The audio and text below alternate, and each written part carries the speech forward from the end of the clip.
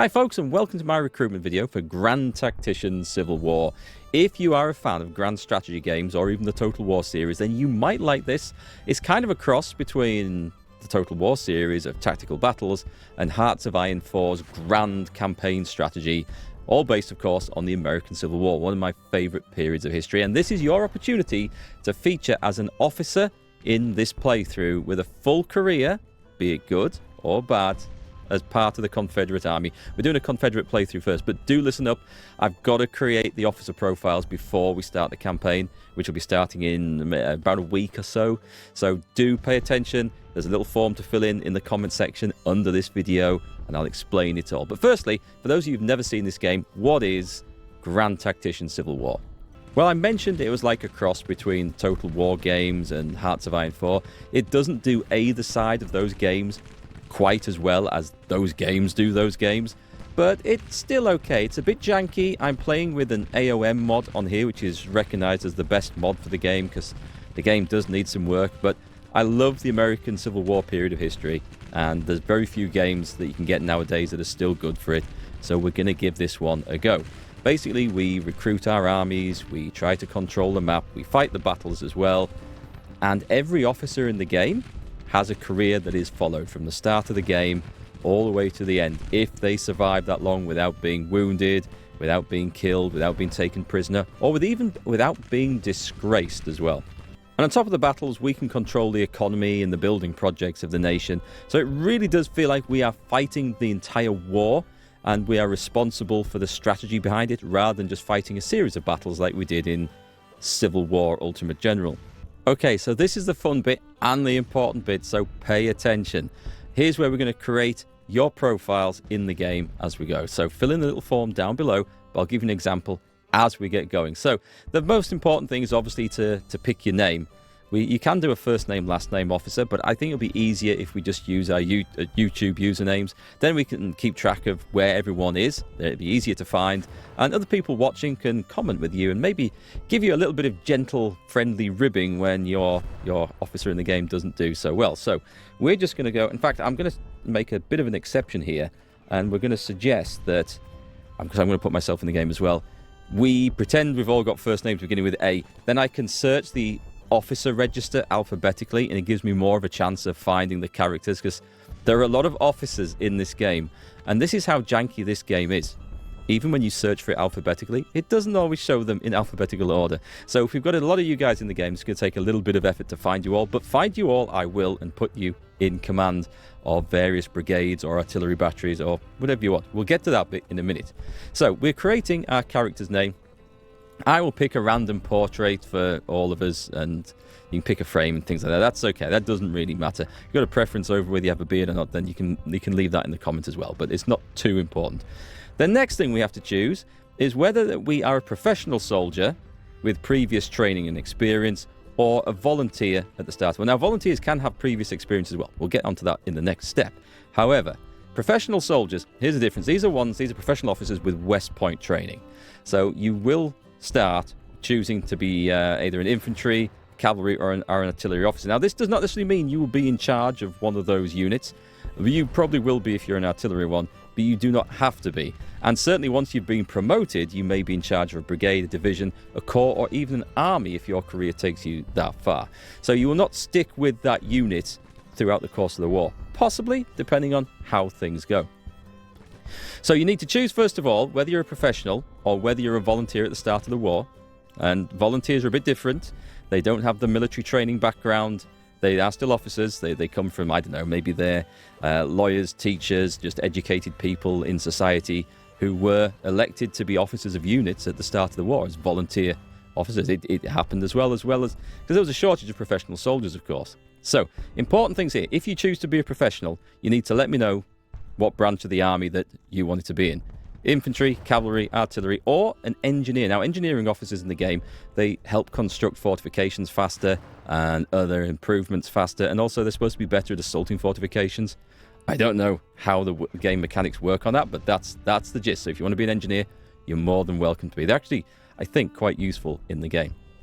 If you're a volunteer, that's it. You're just a volunteer. We're not using the politically assigned option. The next thing now for either of them, do you want to have you want to be a veteran? Do you want to be a veteran of the American-Mexican War, the Texan War of Independence, was it? Which was, what, 20 years earlier? You can do that as a volunteer or as a professional. You will start with some points in fame. Fame is kind of important in the game because fame determines how prestigious of a unit you can command. Basically, if your brigade or division was full of veteran soldiers who'd fought long and hard, and they were given a rookie commander who'd never seen a battlefield, they wouldn't be happy, and that is mirrored in the game as well. So you may start off with a little bit of fame. If you choose to be a veteran, it does mean you have fewer points to spend on these. Don't worry, I'll be assigning these so it's like average abilities across the board. It gets too complicated otherwise. But you can be a veteran if you're a volunteer or a professional. Again, it's in the template. Don't worry too much about this. Just follow the template through. You'll be absolutely fine. So once we get past that, you need to choose a starting state. Now, if you do not know the geography of America all that well, don't worry about it. And to be honest, it doesn't matter if you're a professional soldier. You can come from anywhere and command anyone. If you chose to be a volunteer, however, you can only be placed in the game at the head of a unit recruited from that state. So if you have a preference, mention it. If you don't, just put any, and I'll pick one that's suitable. It'll be a Confederate state or a border state, Missouri, Mississippi, something like that. It's absolutely fine. For my preferences here, we've got a volunteer, Markgfl, starting up in Virginia. And the only reason being, my hometown is Richmond in North Yorkshire. There's a Richmond in Virginia as well, so we're going to go with that. Is this in alphabetical order, by the way? Because I'm looking for Virginia in here. There we go. The date of birth will just leave as default. That doesn't matter. So a veteran, because I've played Ultimate General Civil War, and that knowledge will stand me in no stead whatsoever. I think I need a different portrait, though. Let's go with... that looks like me. That looks exactly like me. So I'll be a starting rank, same as you guys in the game, and we'll see if I can maybe outlast you. We shall see. And then I will just randomly assign some initiative points and stuff. I'll recreate this afterwards, don't worry, before we get going. So that's basically what we need to know. So a name, and don't go using the name of your great uncle Cletus, whatever, because if it's a fond memory of a treasured relative, in this game, bad things can happen. They could be killed. That would be the worst, I guess. But they could also be disgraced if they don't perform well. And I would suggest not to do that. You can use your own name if you want, but I would recommend stick it in as the YouTube name, and I'll just put the A abbreviation at the front just so we can find them alphabetically. I think it will help when we're searching the database. So, name, professional or volunteer. It doesn't really make any difference to the performance. It's just for a bit of flavour if you want. And if you are a professional, I would probably put you in charge of one of those units at the start of the game. And were you a veteran? Your character, was he a veteran of the Mexican-American War? Or are you just starting out fresh with no fame and you want to make your fame on the battlefield in the American Civil War? Is that it? Oh, and state if you have a preference. Otherwise, just leave it blank and I will sort that out. Once we've got all that, we create it. And the game has a massive lag because this is what the game does. Don't worry. There we go. We can see that Markgfl is an infantry commander. No, he's a professional. I've made him a professional. Okay, so that's what he's going to be. I'll rewrite that. I'll find something more appropriate. I wish I could put my own image in there, but that's another story.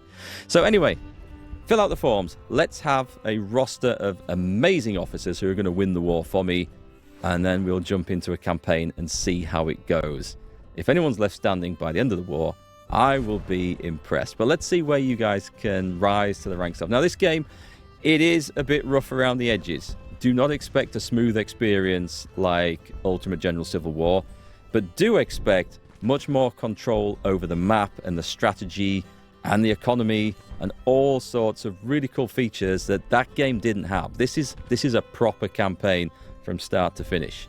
So we'll see how we get on. Anyway, I will look forward to reading the entries and the recruitment forms down below, and we'll probably get the game kicked off in probably about 7 to 10 days from now. So give you guys time to catch up.